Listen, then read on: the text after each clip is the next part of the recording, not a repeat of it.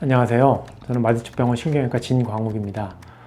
오늘 드릴 말씀은 신경주사에 대해서 자세하게 좀 알아보겠습니다.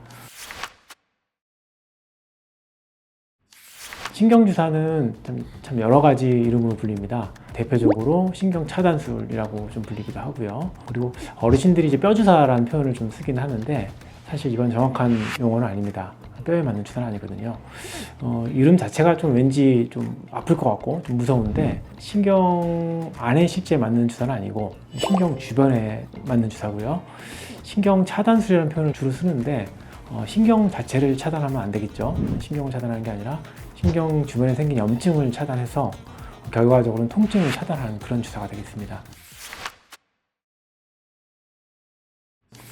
신경주사는 이제 효과가 상당히 좀 좋은데요. 어느 정도냐면은 아주 심한 통증이 있다고 하더라도 이 신경주사 치료를 했을 때 한 80에서 90%는 상당히 많이 호전이 됩니다. 이 보존적 치료, 그러니까 뭐 수술이나 시술이 아닌 치료 중에서는 효과가 이제 끝판왕이다 이렇게 얘기할 수 있고요. 제가 처음에 이제 신경주사를 이제 본격적으로 하기 시작했을 때가 이제 전문의 따고 했는데 저는 뭐 개인적으로는 정말 많이 놀랐습니다.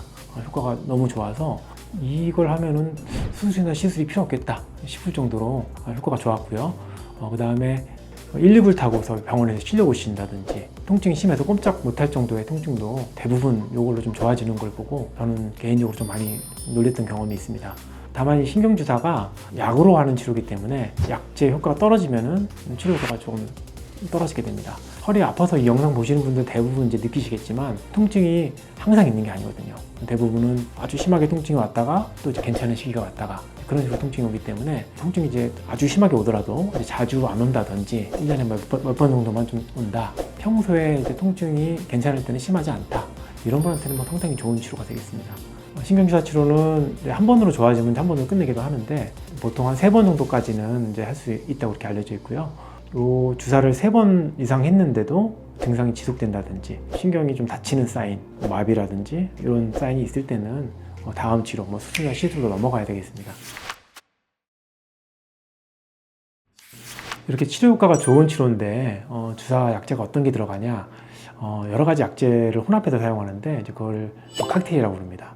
술 칵테일 말고 약제를 칵테일이라고 부르는데 대표적으로 들어가는 약제가 가장 중요한 게 스테로이드가 사실 들어가고요.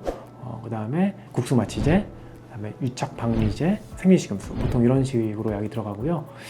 병원마다 사용하는 레시피가 상당히 좀 다릅니다. 어떤 병원은 스테로이드 대신에 다른 약제를 쓰기도 하지만 치료 효과에 있어서 또 중요한 역할을 하는 게 스테로이드이긴 하고요.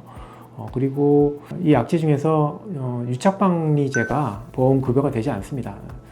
사실 나머지는 주사 자체라든지 나머지 약제는 의료보험이 되기 때문에 비용 부담이 그렇게 많이 심하진 않지만 이제 유착방리제가 좀 비용이 좀 들어가는데 이거의 역할은 침투를 좀 더 약제가 잘 되게 하기 때문에 약효를 좀 올리고 효과가 좀 오래가게 하는 그런 효과가 있습니다. 비용 부담이 좀 많이 되신다고 할 때 이 약제를 빼고 맞는 것마저도 충분히 효과가 좀 있기 때문에 그렇게라도 좀 맞는 거를 권해드리고 싶습니다.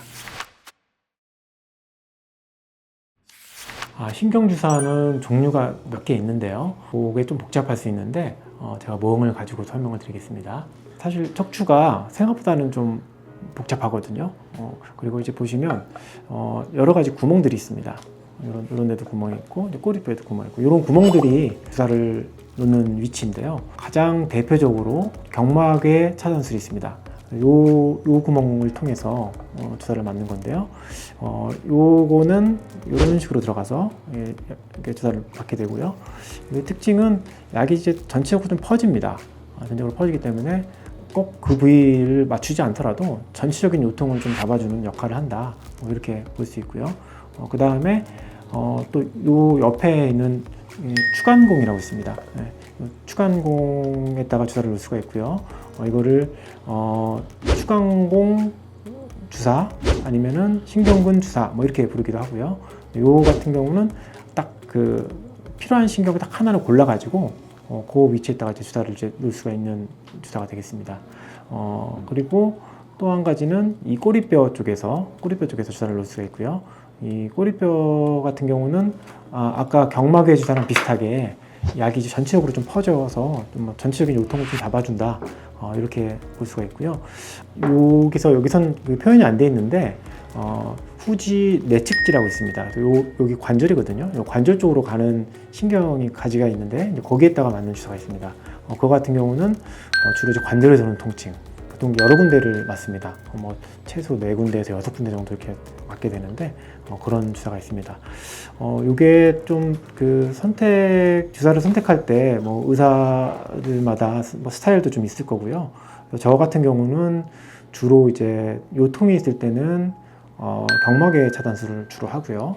그 다음에 방사통, 다리가 저릴 때는 추간공 주사를 이제 주로 2가지 주사를 좀 많이 합니다. 특히 이 추간공 주사, 신경근 차단술이라고 부르는 요 주사 같은 경우는 주사를 맞을 때 요 신경절이거든요. 신경절이랑 신경이 이제 자극을 되면은 다리가 좀 찌릿한 느낌이 이제 올 수가 있는데 그 찌릿한 느낌이 좀 힘들 수가 있습니다. 그래서 저는 최대한 이게 자극을 안 하고 그 느낌이 안 오게 이제 주사를 놓는데요. 근데 또 많은 환자분들은 그 찌릿한 느낌이 와야지 제대로 좀 맞았다고 좀 생각하는 그런 분들이 좀 계신데 사실은 약이 들어가는 거는 같거든요. 그래서 이 자리를 빌어서 말씀드리면 그 느낌이 꼭 오지 않더라도 약효는 같다. 저는 그 느낌이 안 오게 하기 위해서 노력을 많이 한다. 그 말씀을 이 자리를 빌어서 좀 말씀드리겠습니다.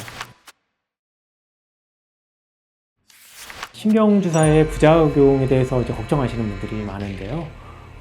사실 모든 치료는 이제 부작용이 있을 수 있습니다.